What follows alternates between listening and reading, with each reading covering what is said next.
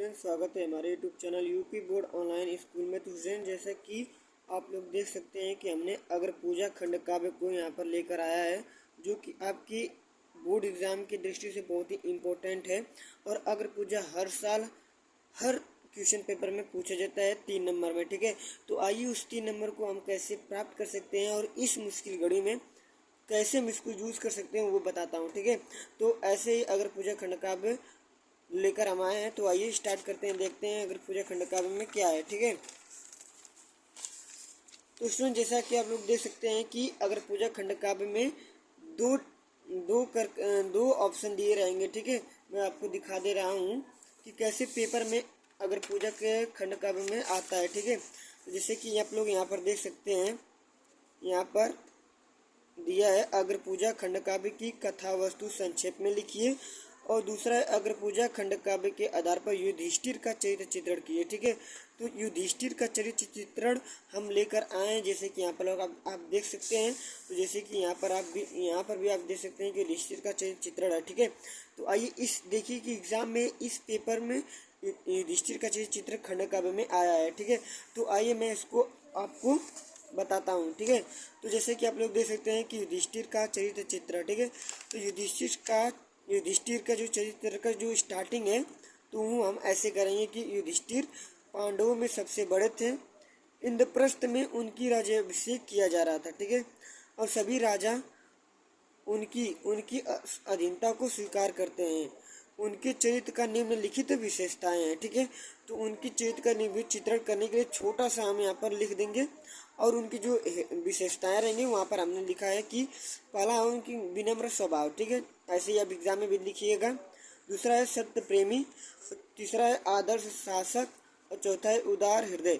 आप 4 ही एग्जाम्पल या 4 ही हेडिंग्स आप लिख देंगे, आपको 3 नंबर आसानी से दे देंगे एग्जाम में, ठीक है। तो आइए हम देखते हैं कि विनम्र स्वभाव का जो हेडिंग है। तो युधिष्ठिर विनम्र स्वभाव के हैं।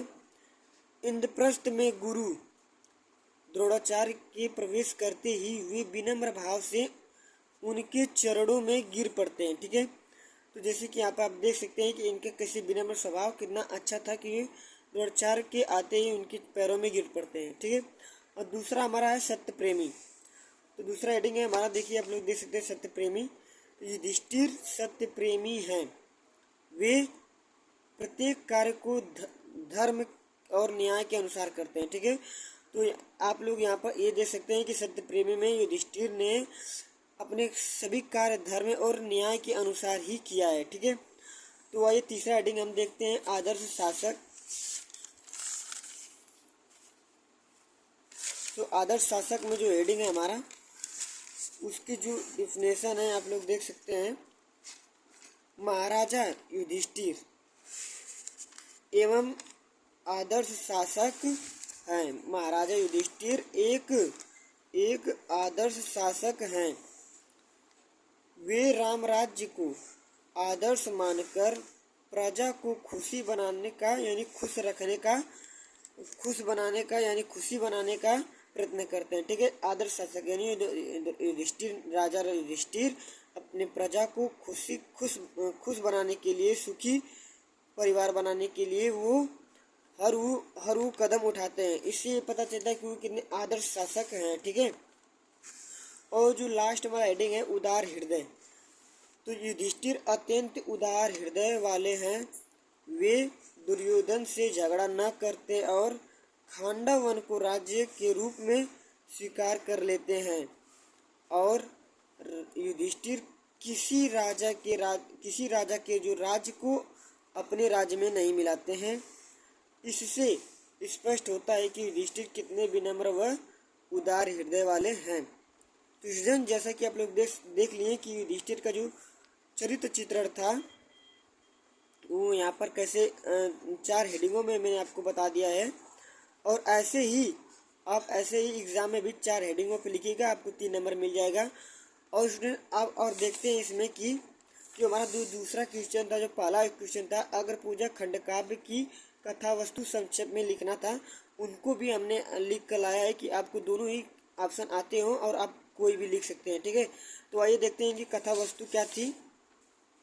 तो स्टूडेंट्स, आप लोग देख सकते हैं यहाँ पर अग्र पूजा खंड काव्य की कथा वस्तु। ठीक है, तो श्री राम बहुरी शुक्ल द्वारा रचित अग्र पूजा नामक खंड काव्य का कथानक श्री भगवागवत और महाभारत से लिया गया है। संपूर्ण काव्य का कथानक 6 सर्गों में विभक्त व सारांश है। तो इनकी कथा वस्तु को स्टार्ट करने के लिए हम छोटा सा डिफिनेशन दिए हैं और इन्होंने बताया है कि ये 6 सर्गों में विभक्त है। ठीक है, तो हम 6 सर्गों को भी डिफाइन करेंगे कैसे कैसे क्या 6 सर्गों में हुआ है। तो यहाँ पर देख सकते हैं कि प्रथम सर्ग की कथा।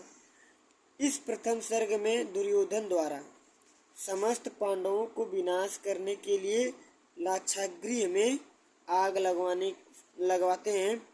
दुर्योधन का ये चाल विफल रहा और वे वेश बदल कर द्रौपदी के स्वयंवर में पहुंच गए। ठीक है, ये प्रथम सर्ग की कथा है, इनको आप देख लीजिएगा। ठीक है, दूसरे सर्ग की जो कथा है, इस सर्ग में कृष्ण जी पांचों पांडवों को लेकर खांडव वन पहुंचते हैं।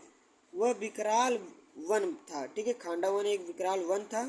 श्री कृष्ण जी विश्वकर्मा जी की सहायता से वहाँ पर एक इंद्रपुरी नामक भव्य नगर का निर्माण करवाते हैं। ठीक है, तो दूसरे सर्ग में कृष्ण जी ने कैसे पांडवों का सहायता किया और उनके राज्य का स्थापना कराया। ठीक है, और तीसरा हमारा जो सर्ग है, तीसरे सर्ग में कहते हैं, तीसरा सर्ग ये है कि इस सर्ग में पांडवों ने द्रौपदी को अपने साथ एक वर्ष रखने का निश्चय करते हैं और अगर उस समय अगर कोई दूसरा भाई वहां पहुंचकर उन्हें देख लेता तो वह भाई 12 वर्ष का वनवास काटता था या 12 वर्ष का वनवास चले जाते थे। ठीक है, और चौथा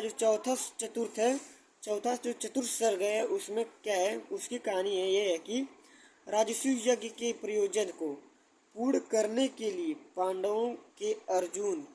पांडवों में जो अर्जुन श्री कृष्ण को बुलाते हैं और कहते हैं श्री कृष्ण जी जानते हैं कि ये अनर्थ होगा, तो वे एक विशाल सेना लेकर इंद्रप्रस्थ पहुंचते हैं। उनकी सम्मान सत्कार को देखकर शिशुपाल और रुक्मिजी तितमिला उठती है, यानी उनकी सम्मान सत्कार को देखकर वो क्रोध में आ जाते हैं। ठीक है, और हमारा जो 5वां सर्ग है वो आप देख लीजिएगा। राजसूय यज्ञ प्रारंभ हुआ। युधिष्ठिर ने सभी को सुचारू व्यवस्था में सबको काम बांटा। श्री कृष्ण जी ने स्वयं ब्राह्मणों का पैर धोने का निश्चय किया और फिर भी सभी ने पूछा कि इंद्रप्रस्थ के इस यज्ञ में कृष्ण जी का प्रथम पूज्य है, यानी कि इंद्रप्रस्थ में सबसे प्रथम पूज्य थे श्री कृष्ण जी।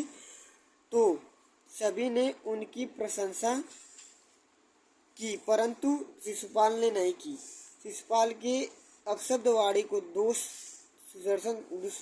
को देखकर श्री कृष्ण जी शिशुपाल के अपशब्द दोष को सुनकर, अपशब्द वाणी को सुनकर सुदर्शन से उनका सर को कलम कर देते हैं। ठीक है, तो ये हमारा था 5वां सर्ग। और लास्ट सर्ग है 6वां सर्ग। उसमें क्या होता है, शिशुपाल की वजह से यज्ञ में कोई भी बाधा नहीं आती है।